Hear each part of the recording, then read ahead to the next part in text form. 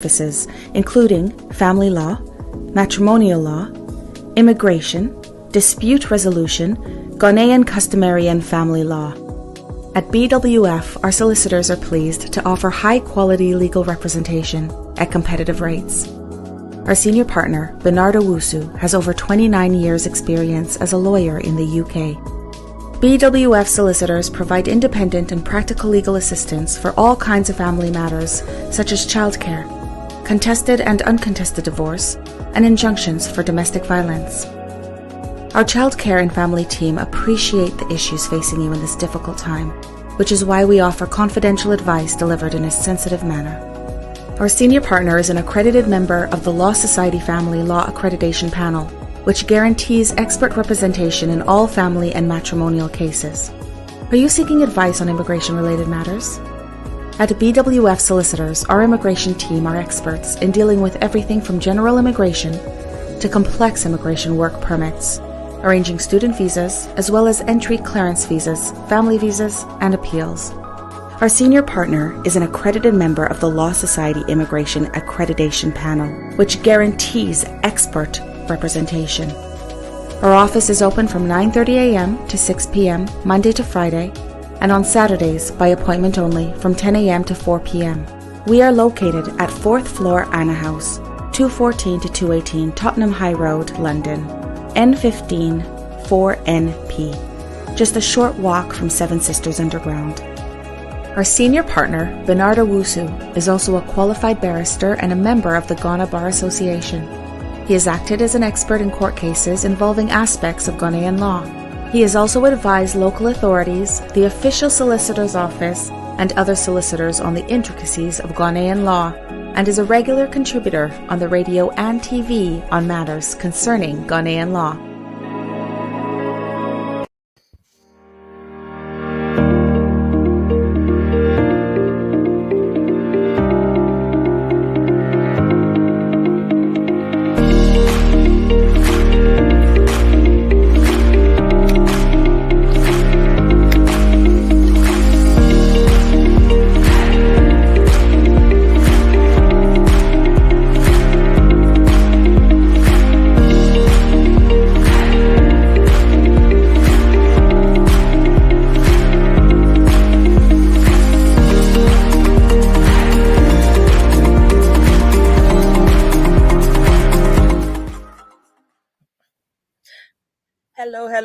Hello. You're welcome to today's show, Hanging Out with BWF Solicitors with your host, Vicky Newton. You are welcome. Oh my goodness, it's nice to see all of you, wherever you are all over the world. I'm so excited, to have you on this show. Today's show is going to be amazing. We're going to talk about how to apply for naturalization as a British citizen. This is something that a lot of people have been thinking about. Is it time for me to apply for my citizenship? All your questions are going to be answered today. This program is sponsored by BWF Solicitors as usual, who are specialists in immigration and nationality, Ghana law and practice, dispute resolutions, and many more. I have lawyer Eunice Achampong. She's also a seasoned solicitor with BWF Solicitors and also a partner at BWF Solicitors who will be, taking us through today's discussion. May I also remind you that if you want to send in your questions or you have any comments, yes, I want to hear from you. You can do so on all our social media handles at BWF Solicitors. We are live on Facebook, YouTube. So I would love to hear from you. I would like to get more questions from you because Lawyer Eunice has dedicated her time to be with us today. And as I always say, this is free consultation.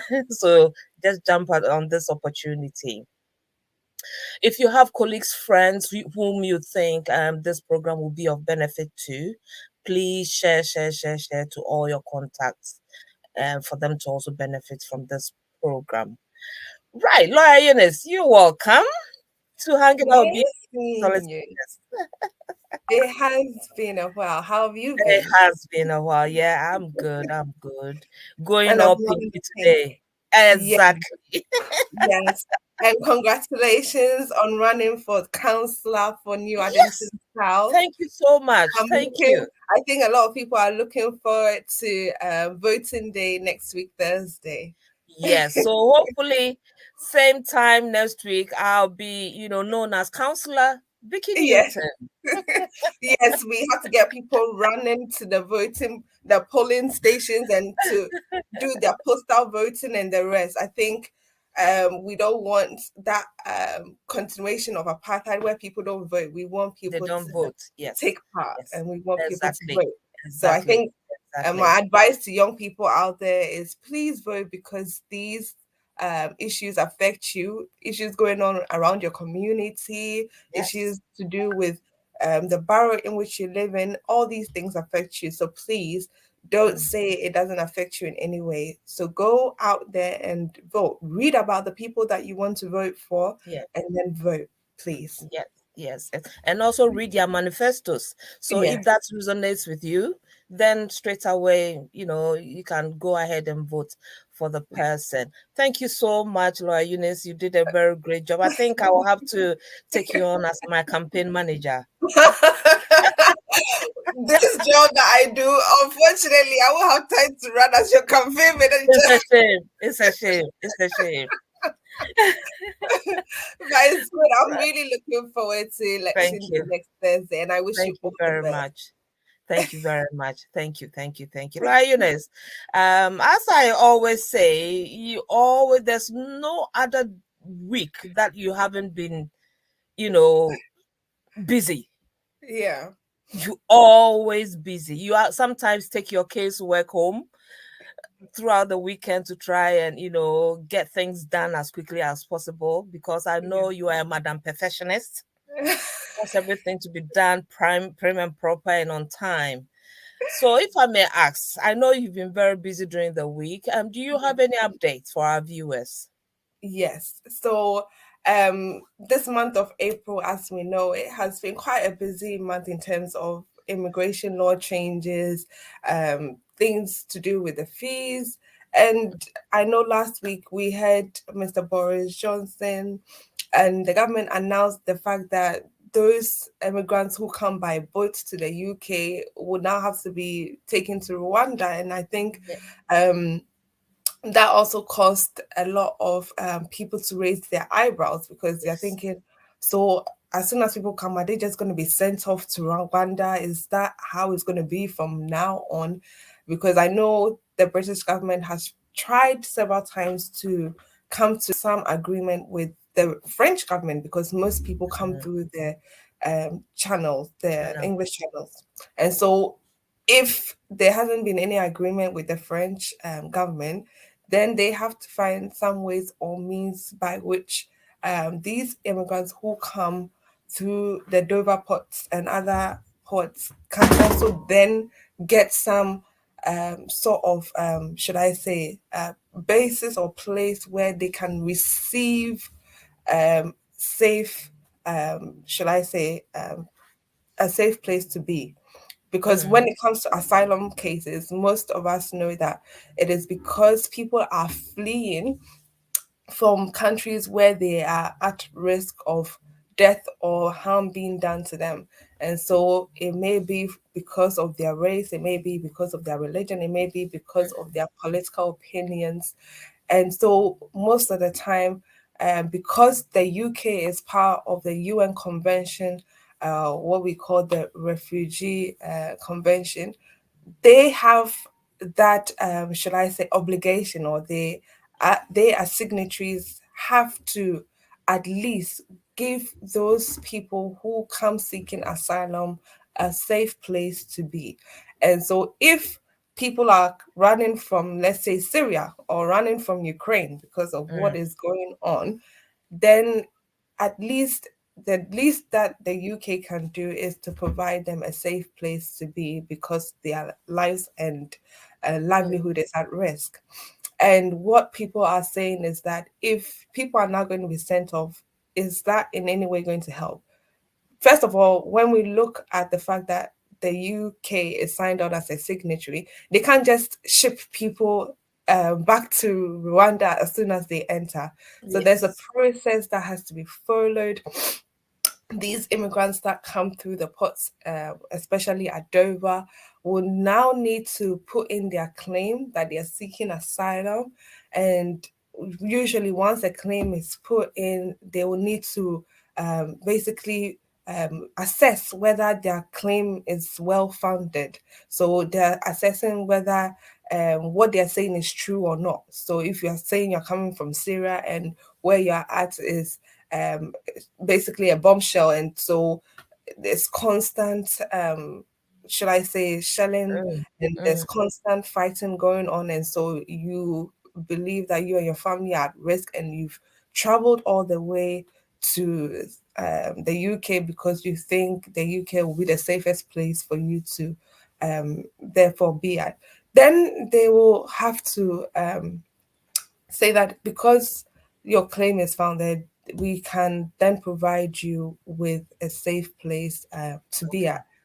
But where, for instance, this new introduction of them carrying people off to Rwanda, and I know we are all waiting for this new nationality and borders bill to be passed by Parliament, and in there, I know that they have made references to the fact that they can take these asylum seekers to uh, third countries where they will be safe and their rights will not be infringed upon. So if Mm, they believe that um, those that are seeking asylum have made their claim, and for one reason or the other, they think that, well, the claim that they've made is not well founded, or basically we do not have any interest in the claims that they're making because maybe they put in a claim in another country before they came to the UK, and okay. so we think that the other country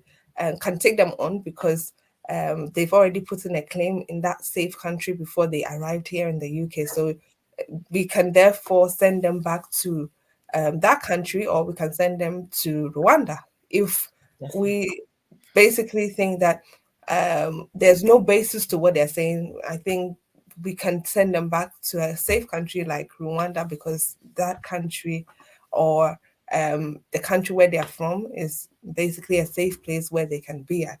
And so they're trying to say that they will make this something which is retrospective from the beginning of the year, but I hope they don't they don't do that. But let's see how this works, or how they are able to process this in the coming months, because I know that they are looking at the numbers that are continuously coming through the channels, and they are thinking we need to do something about these immigrants, and they think it will deter immigrants from coming through the ports if they know that they will be sent back to Rwanda. But I don't know how much that will deter people from coming through the ports. So that is that in terms of immigrants and how the governments are planning to send them back to Rwanda.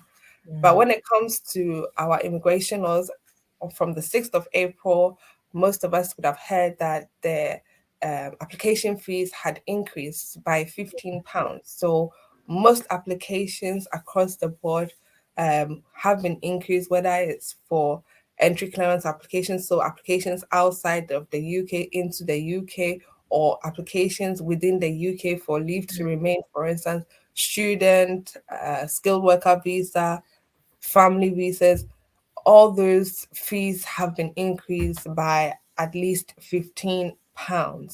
And so if you previously made an application for leave to remain and it was £1,052.20, now you know that it's £1,067.20. So it's increased by £15. Thank goodness they haven't increased their immigration health surcharge, because mm, that one is a hefty price. So it's £640 a year for an adult, and then it's £470 for a child. So Right. that fee still remains the same. And then the other fee that remains the same is applications to do with nationality. So, where, for instance, you're applying for naturalization or you're applying for registration for your child, those fees have remained the same. I know people were looking forward to the children's registration fees being reduced. Unfortunately, the Home Office haven't done anything about reducing About the it. fees. They've kept it the same. So if you're thinking about registering your child, please do so because the fees are the same as before. So that is that in terms of the application fees. And for those that we know have children here in the UK, so as of the 6th of April, we know that the statement of changes to our immigration rules. So from time to time, the minister for the UK visas and immigration sits down with his team and they see how they can revamp or simplify our immigration rules. And so we know that from the 6th of April of this month, they made efforts to go ahead and change the rules when it comes to children. So children who were born here in the UK and have lived here for 7 years continuously can now apply for indefinite leave to remain. So if that child makes an application for indefinite leave to remain, they are showing that they have formed private life here in the UK. They Yeah. have formed social and cultural ties. The whole UK is their main home, and therefore they are saying that because the UK is their main home, they are applying for indefinite leave to remain. And so we have that for children who were born here and have lived here continuously for that 7 year period. And then for those who may have come into the UK and are between the ages of 18 to 25 and have lived at least half of their lives here. So they've made applications for leave to remain based on their private life because Yeah. of the fact that they've lived here for more than half of their life. They have been given 2.5 years. If they have been given 2.5 for a consistent period of 5 years, and they can show that they have lived here legally for that 5 year period, they too can apply for indefinite leave to remain. So people who have children here and have had them born here, and your child is now over the age of 7, they haven't reached the age of 10, and you are looking to make that application for indefinite leave, please do go ahead and make that application for indefinite leave for these children. And obviously, when it comes to those that are also between the ages of 18 to 25, if you can show that they have successfully been granted 2.5 years for a 5 year period, they too can also apply under our new immigration rules for indefinite leave to remain. So, in terms of our updates, I'll leave it there and we can continue with the. That's such a lengthy one. I know That's there all was good. in there. It's all good. I was just telling myself, okay, how am I able to cramp everything in there? But this program can be watched again after today's live broadcast. You can go on our YouTube and Facebook page at BWF Solicitors, and a recorded version will be there for you so that you can take your time, get your pen and paper, and jot down the latest news. Right. If you've just joined us, this is Hanging Out BWF Solicitors. Today's topic is, who can apply to naturalize as a British citizen. With me today is a seasoned solicitor with BWF Solicitors, Mrs. Eunice Achampong. She's always the one that comes on to educate us on immigration issues, and she's been very faithful with that. And so Eunice is here with us, and she'll be taking us through the steps. what the requirements are, necessary documents, to put together for your presentation. And also, we would like to hear from you guys with questions so that Lawyer Eunice can answer all those questions for you. Please share this program. Right, Lawyer Eunice. Hello. Now, the question is, who can apply to naturalize as a British citizen? Is there your any age Yeah. gap? I mean, who can apply as a can someone just on a visitor's visa come into Mm, the country, within a couple of months, maybe getting to the end of their visa, decide, mm. oh, I think I've decided to become a British citizen, naturalize as a British citizen. Can someone like that do that? You'll be surprised. So, if you could please enlighten us, Yeah. who can Yeah. really, apply to naturalize as a British citizen? Okay. So when it comes to our British Nationality Act of 1981, usually we have the registration. And usually when we say we're registering somebody as a British citizen, we usually talk about children, although it is not limited to children, but Just most children. of the time it is children that register to be Mm, British. So when we talk about naturalization, it has to do with a person who is over the age of 18, first of all. So under Section 6 of our British Nationality Act, that person is over the age of 18. So that's who we know to be an adult. And oh, so at that point, you know that you have to be an adult to be able to naturalize as a British citizen. And it talks about you being of full capacity and the rest of it. And so you know that if you are naturalizing, that means that you are over the age of 18. You're somebody who is able to say to the British government, because I meet all of the requirements under the British Nationality Act, and therefore under Section 6, I am somebody who is eligible to then go ahead and apply for um, naturalization because I've met all of the other requirements, and therefore I'm saying to the British government, I am eligible to go ahead and apply. So usually it has to be an adult, it cannot be a child who naturalizes. The threshold is that you are 18 and above, and oh, then you go ahead and then naturalize. Yeah. okay. All right. So, Laura Eunice, what are the requirements then? So when you look closely at Section 6, you will not see much of the requirements there, but you have to read it in line with Schedule 1 of our British Nationality Act. So, yes, we are looking at the fact that the person is an adult over the age of 18. We're looking at the fact that this person has full capacity. So, it means that that person is mentally stable and Yeah. they can make the application. Um, and they are not doing so because they are physically or mentally unable to do so. So once we are able to show that, then you have to look at what Schedule 1 also says about what the other requirements are.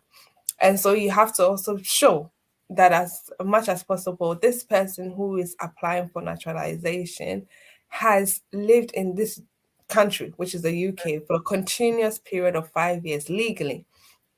So if you can show that over the past 5 years you've lived here legally, and during those 5 year period you have not been absent from the UK for a Okay. period of at least 450 days, then you can go ahead and say that, um, yes, I haven't been absent for 450 days during that 5 year period. Mostly when I travel for 2 weeks or I travel for three Mm, weeks or a month in a year, and then I'm back. So it's not that many days away.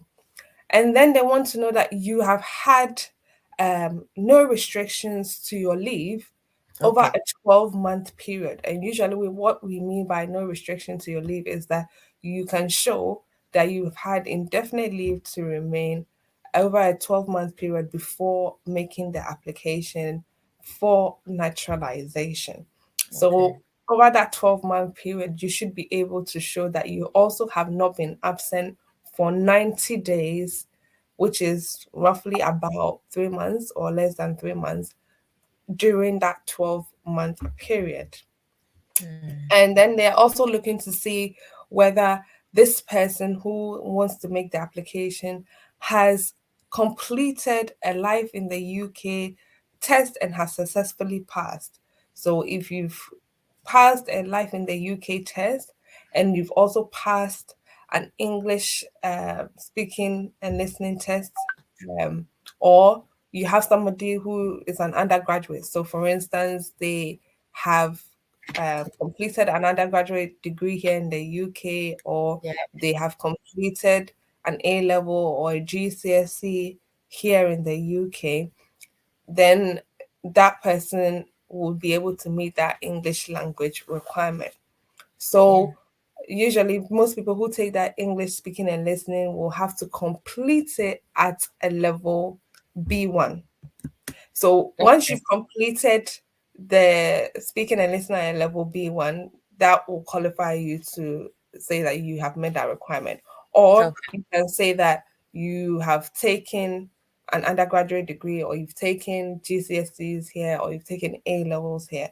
But if you have an undergraduate degree from a different country and it was taught in English, you will need to have it assessed by ECTS to be able to show that you have met the required common European framework level B1 for Mm. them to then assess that you have met the English language requirement. So that's essential in terms of those who also want to show that they have met the life in the UK Mm. Mm. requirement and the English language requirement. And then, last but not the least, we also have the good character requirement. And when it comes to good character, it includes things like criminal offenses or things which also maybe that you have illegally entered the UK or you have overstayed your stay in the UK. And so when it comes to um, things like that, then that obviously means that they might have to consider it because, first of all, being naturalized as a British citizen is a discretion which the Secretary of State has. So it is a privilege. It is not an obligation. Just because you meet the requirements does not mean that they Mm. are obligated to grant you naturalization, Mm. first and foremost.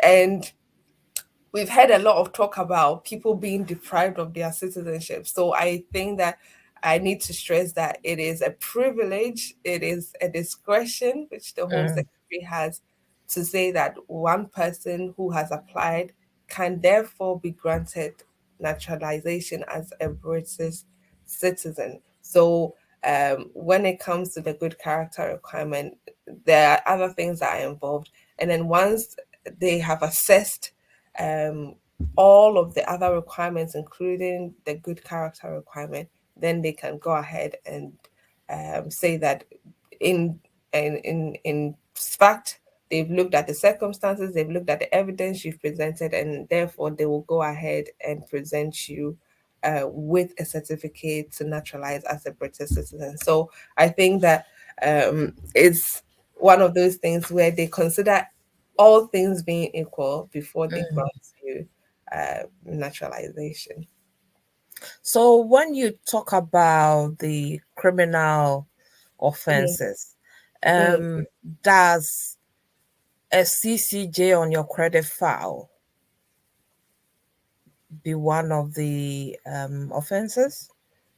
So usually there are people who may have committed certain offenses. So you have like custodial offenses and you have non-custodial offenses, for instance.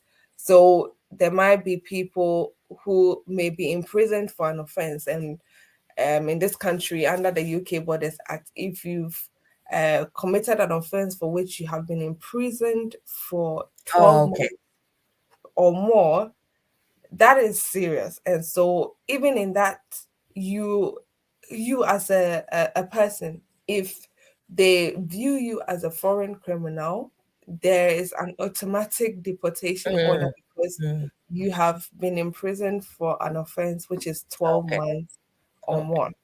And then when you look at somebody who is a non-custodial offender, so for instance, you have somebody who's a driver and has committed a speeding offense, and Mm, he's got some points on the license, or yeah. somebody who may have said, "Do you know what? I have debts and debts and debts, and I'm not able to pay." And so they now have a CCJ because obviously they have not been responsible in terms of Responsible in terms. Okay. their money. For things like that, when it comes to whether you are somebody who they will view as not granting you naturalization, they don't look at it specifically on the aspect of the fact that you have committed this should I say act, because Mm, nowhere in the law does it say that when you have a CCJ is a criminal offense. So usually if you have CCJ and they know that you are not somebody who is credit worthy, and therefore we think that somebody like this may have some issues to do with their should I say finances, what they okay. will look at is to see if that person has bankruptcy filed in their name. And Okay.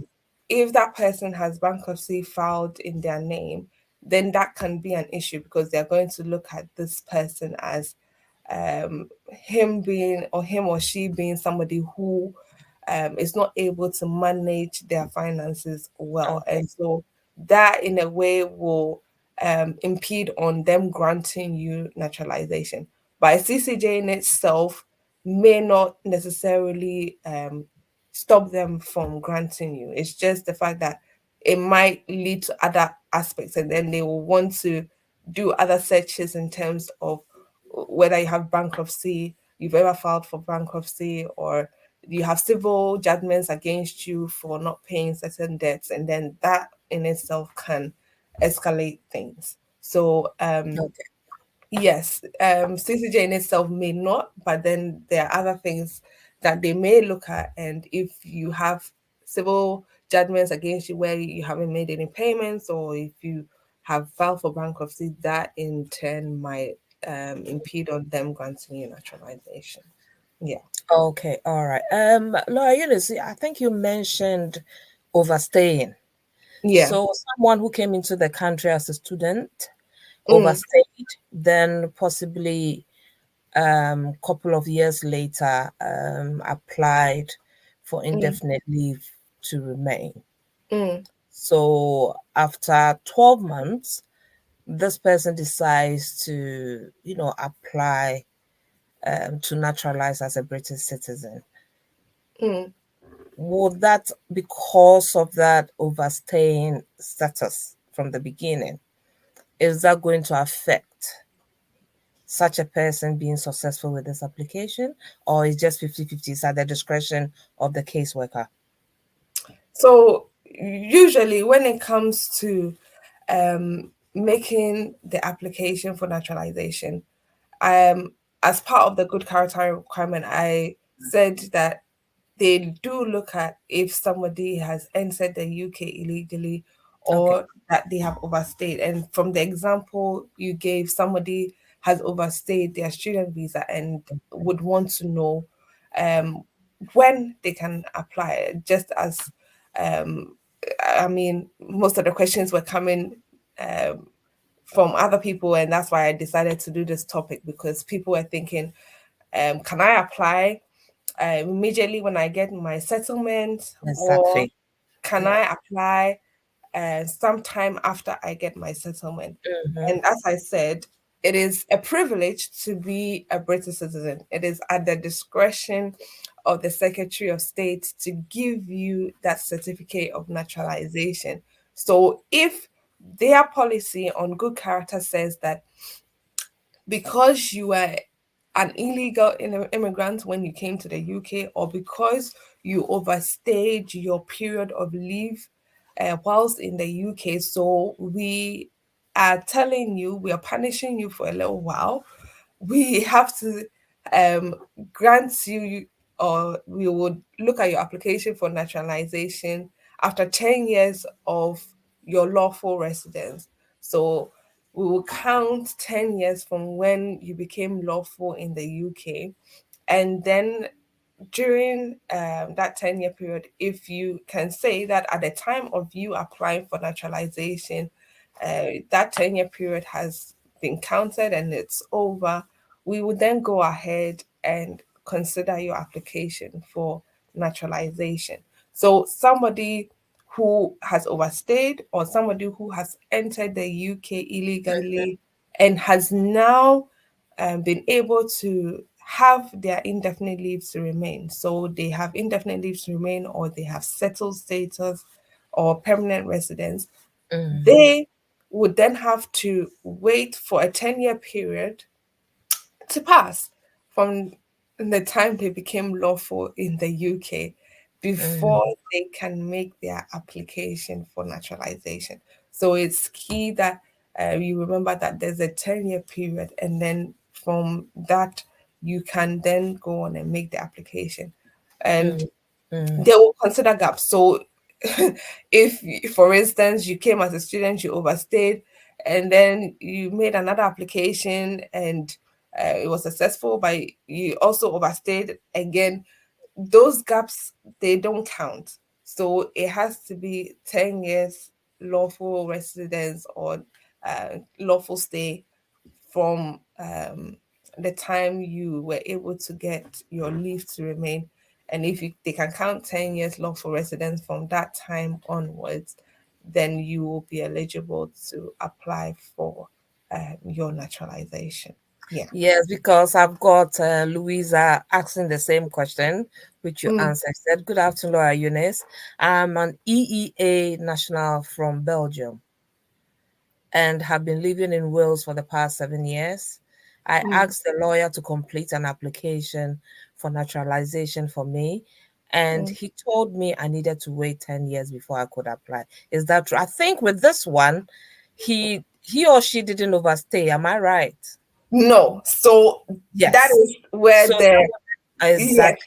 So Mm, that one is where the issue. And for EA nationals too, it is slightly different, because yes. with EA nationals, let's look at it from when we didn't have any Brexit and Yeah. it was just free movement. And so they will come in, and then the EU regulations were the ones that will be looked at to grant Yeah. them Yeah. naturalization if Yeah. they can show they have permanent residence. Okay. So from that point, you can see that they had the right to come in here for a period of 3 months. And then Mm, after a period of 3 months, they would have to show that they were qualified persons. And so, what I yes. mean by qualified persons is that they'll have to show that they were either a worker, self employed person, self sufficient person with Mm, okay. comprehensive sickness insurance, or a student with comprehensive sickness insurance.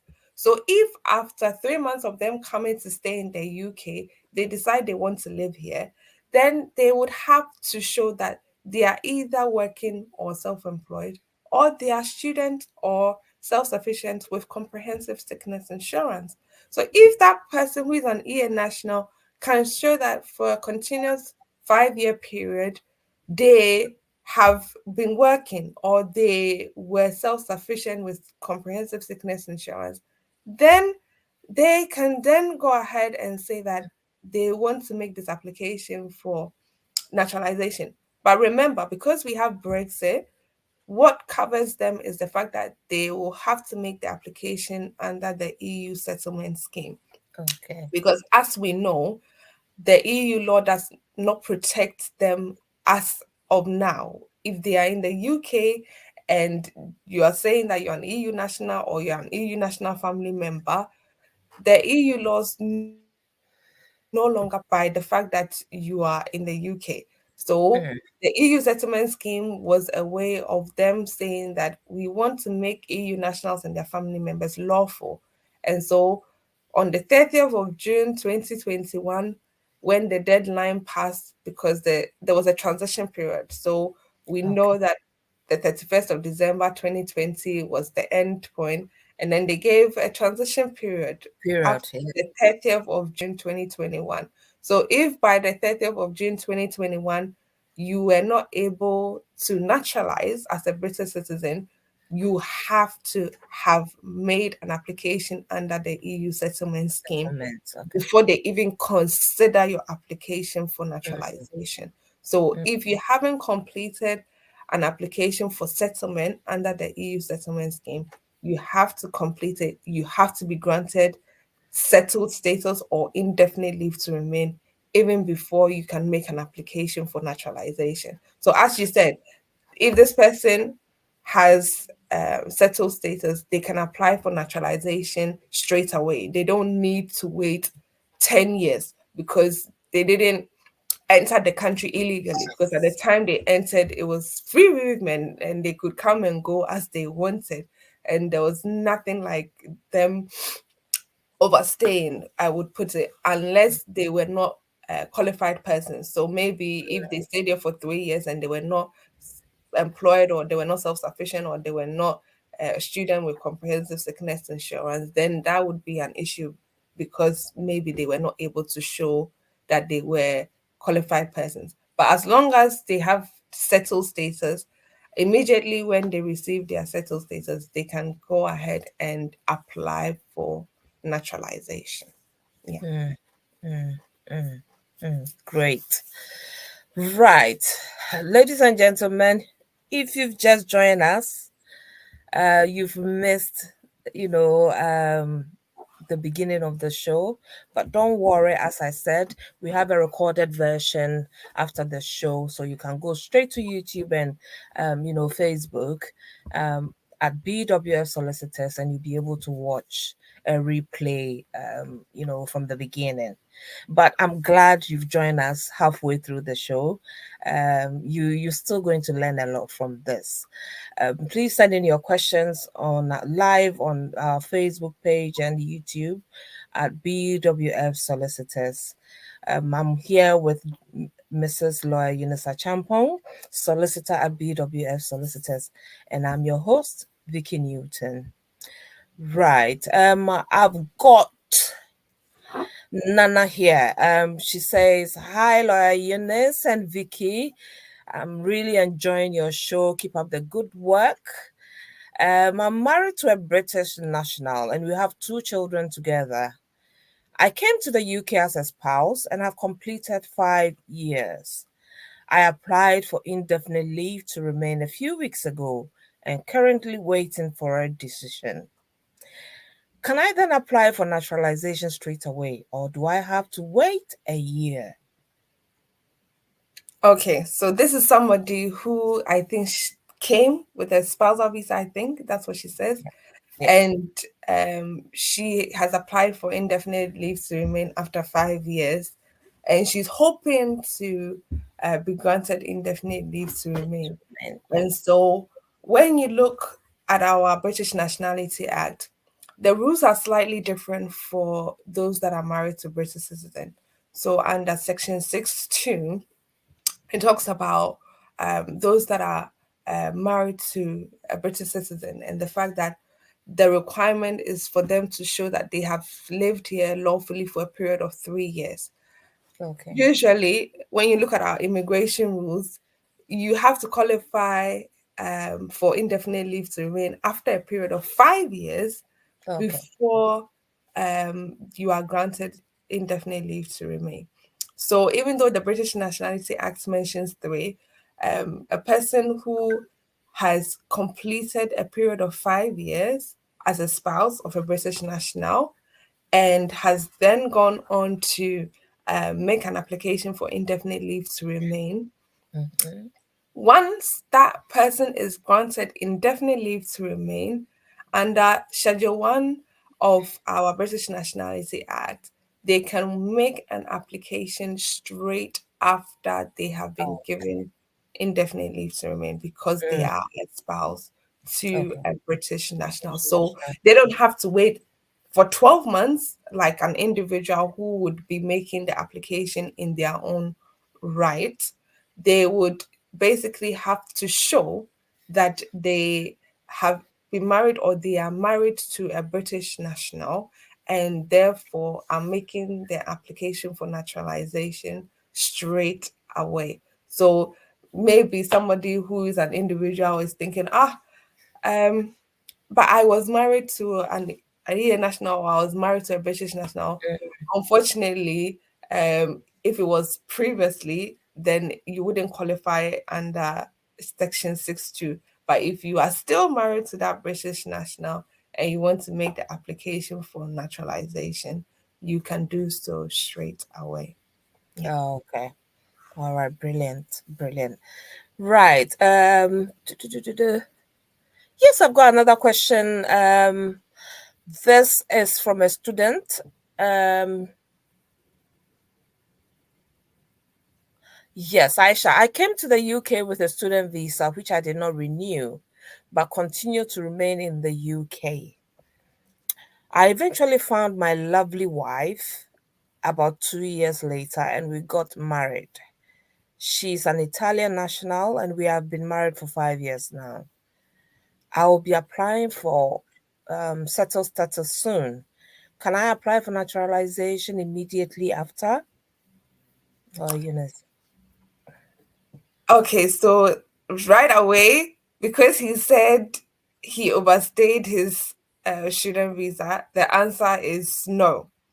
So the reason the answer is no is because although he's married to an EA Yeah, national, national. and Mm, he may think that he will qualify for applying for naturalization straight away, mm, unfortunately it's not the case, so he has to um basically wait for that 10-year period as we were discussing at the beginning of the yeah, program.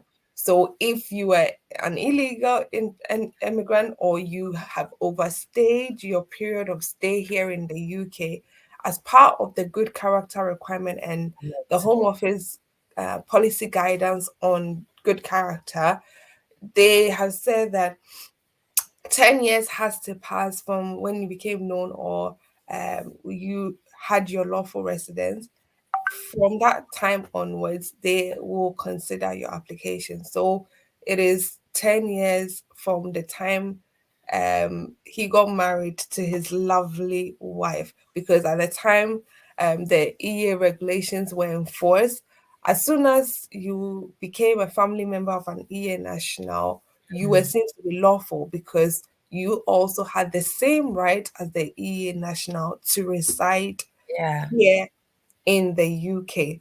So it is from the date that you married that EA national. Some people think maybe the card was given to me 2 years later after we married. So mm, maybe I will count from the time the first 5 years of my residence card was given to me. It is not from the time the biometric card was given to you.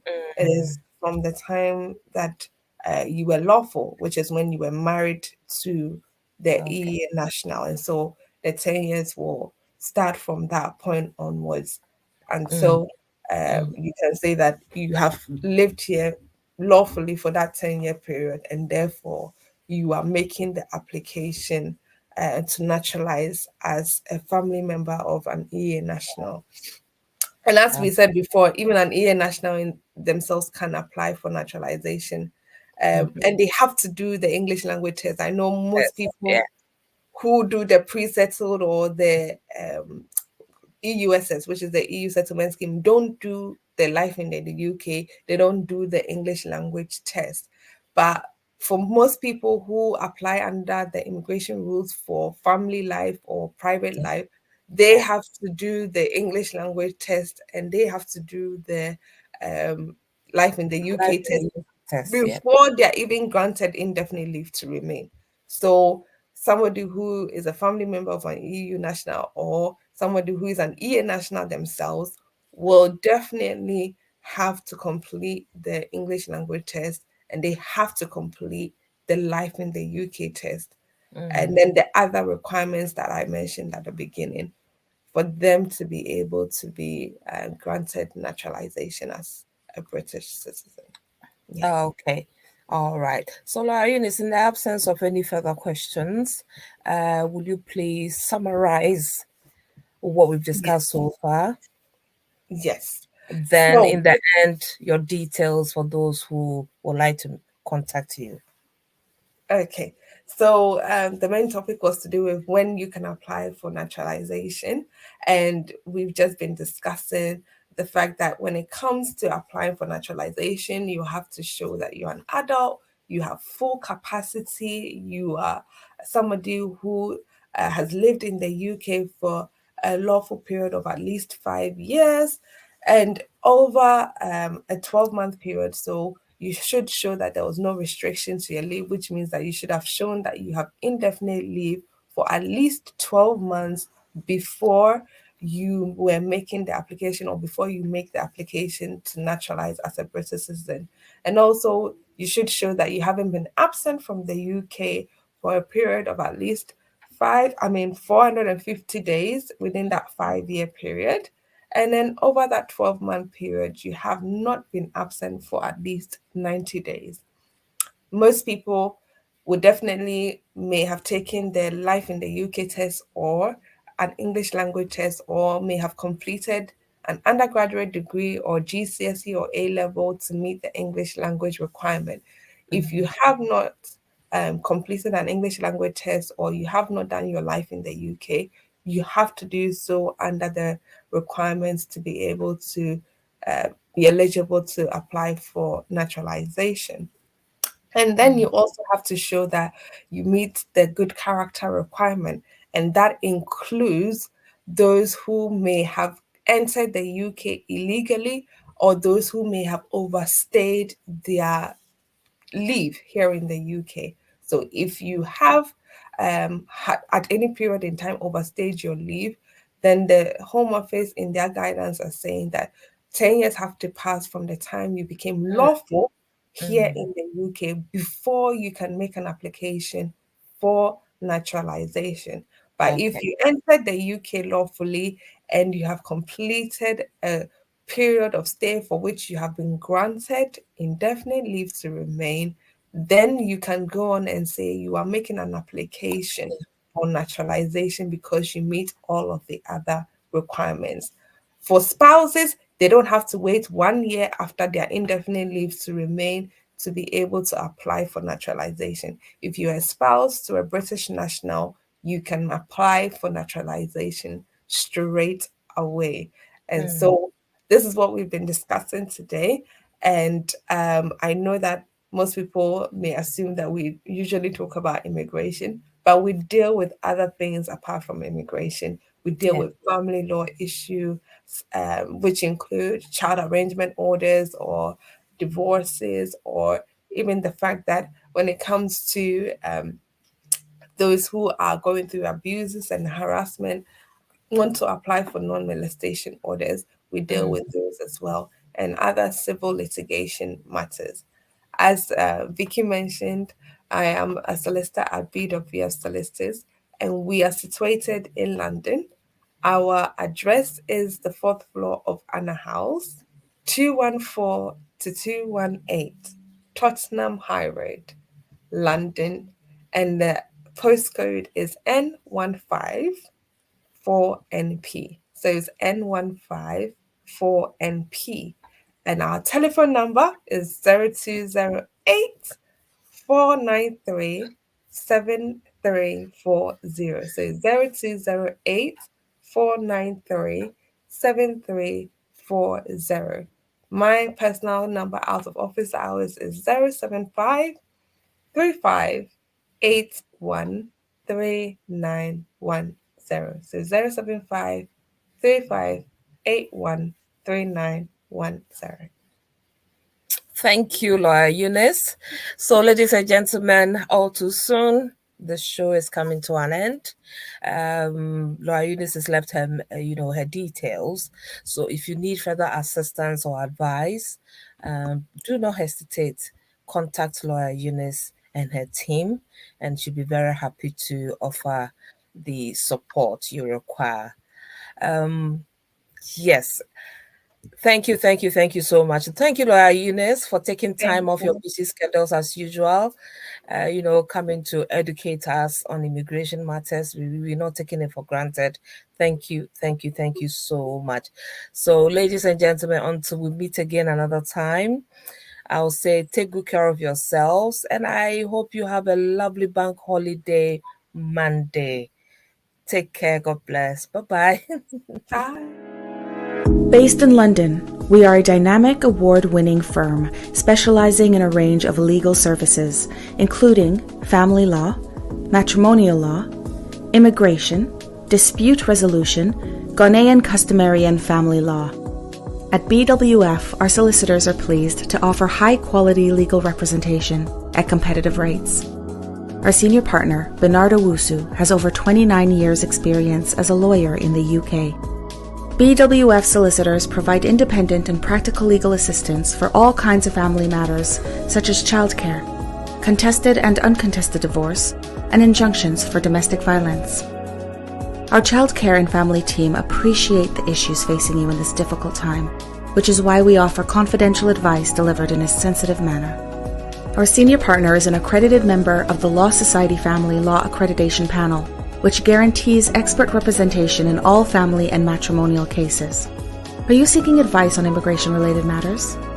At BWF Solicitors, our immigration team are experts in dealing with everything from general immigration to complex immigration work permits, arranging student visas, as well as entry clearance visas, family visas, and appeals.